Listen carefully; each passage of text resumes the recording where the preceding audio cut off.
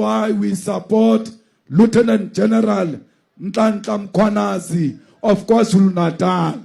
We will never allow these criminals of the ANC to destroy Mkhwanazi, the police commissioner of KZN.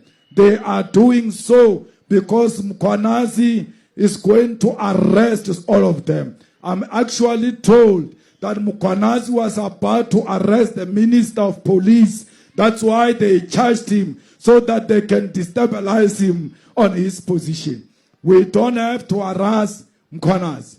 We have to protect Mkhwanazi and protect every policeman who fights criminals toe for toe, like Mkhwanazi is doing. South Africa should never be a home of criminals. South Africa should be a peaceful home. Here in Sharpville, our children must be able to walk the streets of Sharpville without being scared of being raped. We want another Mkhwanazi in Sharpville. We want another Mkhwanazi in the Eastern Cape, in the Western Cape, in the whole of South Africa. We need committed policemen like Mkhwanazi, and we as a nation must protect the good police because they will look after us. In Zimbabwe, we call on Zimbabweans to stop being cowards and confront Mnangagwa's government and go and reclaim their own country. They cannot continue to stay in South Africa as if they are enjoying life here. You will never enjoy life in somebody else's country. You can only enjoy life if you go home and remove ZANU-PF from power and arrest those who are stealing the gold of Zimbabwe.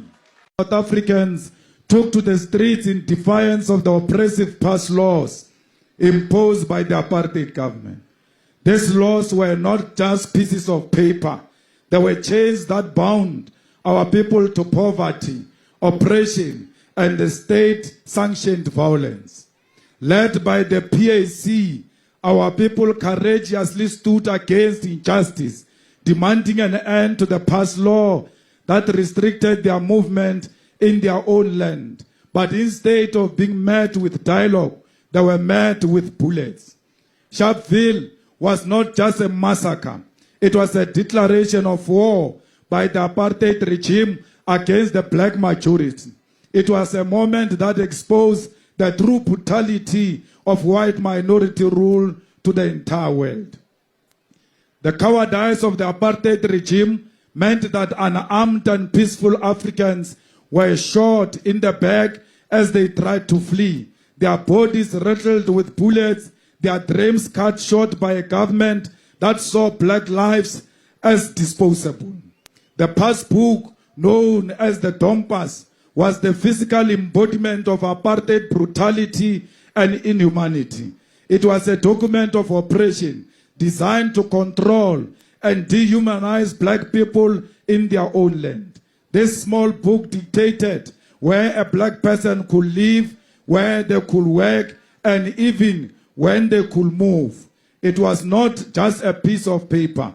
It was a weapon of humiliation, a daily reminder that in the eyes of the white supremacist state, black people were not human beings, but subject to be controlled, to be policed, restricted, and punished at will.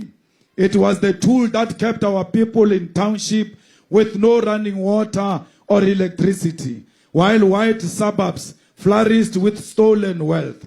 Today, white supremacists do not need a Dompas to undermine our human rights, because even after 30 years of democracy, Africans remain in poverty, living in shacks without water, electricity, or dignity. We are told to move on from the crimes of apartheid, yet the reality of apartheid remains the same, because a white life in this country is worth more than black life.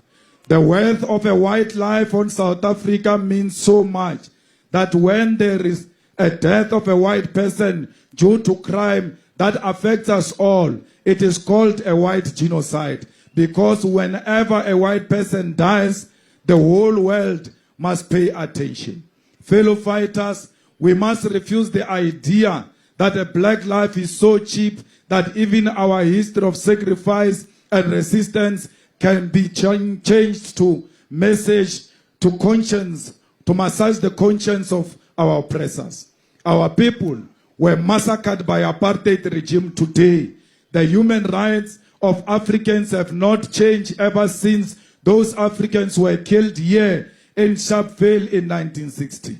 Our lives remain cheap, our dignity remains undermined, and we are still disrespected by white supremacists that insist that white people must be comfortable at the expense of black people.